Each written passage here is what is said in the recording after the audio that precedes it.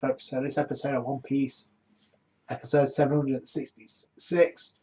We got Peckham was talking with Luffy at the start about the whole thing with Sanji and about the Gen 66. He doesn't give a shit about that. All he cares about is Sanji go through with this marriage because he doesn't want to work mother. And Peckham says you deal with the first off. Secondly, that's not really what Big Mom is after. She wants to make the business and Charlotte family so she can increase her might. But this is the thing. Peckham says, Luffy, it won't affect your crew anyway because marries into the Charlotte family. Your cook is no longer automatically a member of your crew, and this obviously pisses off Luffy because obviously he doesn't want to lose Sanji. But it's like you don't refuse an invitation from Mama because if he had, and this relates back to what Vito was whispering to Sanji, and that's the reason why he left. If he had, he would have got a head in the box in Mafia style, and somebody important to him, like obviously a member of the Straw Hats. And this is the thing that blew my mind. Well, because it obviously caught Luffy by surprise. You heard how a member of the Baratier would have suffered, or a member of the comic book kingdom, the line of transvestites that Sanji was training with. So the Straw Hat's understandable, but how did Big Mom even know about these other people that Sanji knows? So, but that's Peckham refers to Luffy. That's the power of the Yonko. They have to know everything that's going on in the New World. They're not just scratching their ass. They need to know what's up in terms of current events. Now, this kind of confirms what Law says to Luffy later on in the episode, but for now, it's like Luffy says to Peckham, "What are you gonna do?" Because Peckham says, "As soon as I'm healing, I'm going back to sell my business with Capone because it got unfinished business." So, and Luffy says, "Take me with you," and then he says to Nami, he says this twice actually. He says, "I'm going alone."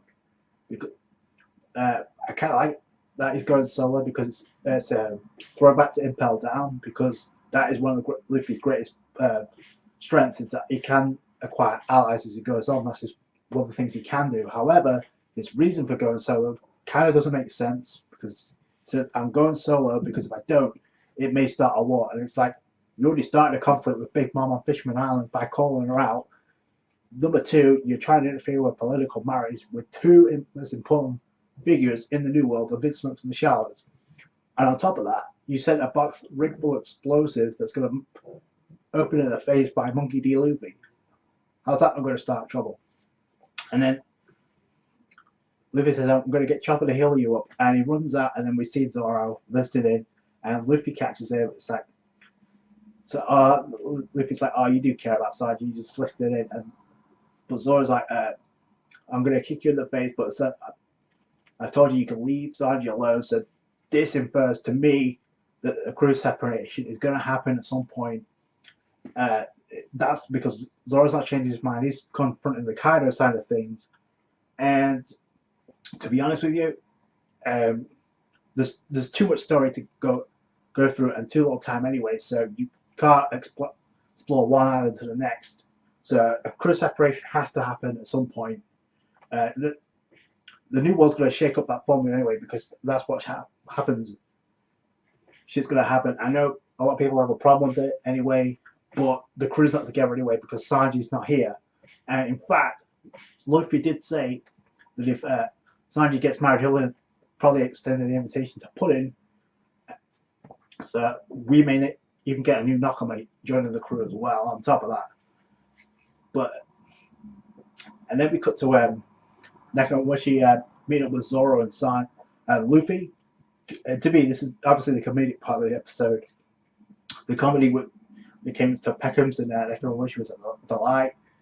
And obviously Nakamoshi chooses his way to Luffy and Zoro, smashing him into a building, and then pretty much knocks himself out. He opens himself up, he fucked up, and now he's knocked himself out again. So, and then we get to Luffy gets introduced to Law and his crew of the Heart Pirates, 20 members, which is surprisingly big considering how the Straw Hats are consisted of 9 members. So yeah, and Luffy says, "Yeah, And then Law's like, we need to talk. And I love Beppo and the rest of his expressions, like, oh, slighted. That's not cool. But obviously, Luffy talking to Law about the situation with Sanji. Obviously, Luffy says, I want to go rescue Sanji. Can you hold? And the thing, this is kind of funny. He said, can you hold off your attack on Kaido? And it's like, Law's like, that's not my call to make. Kaido probably knows where we are right now.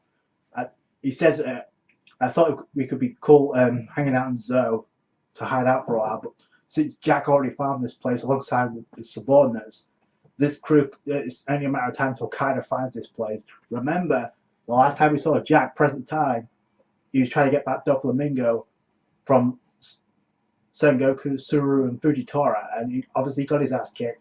So at some point, he's going to return to the island, pissed off. And obviously, this goes back to what Peckers was saying about Yonko, the power of the Yonko to know the intel. So obviously, Kaido is full well at that as well. He knew Riser was there, obviously thinking that Riser was there.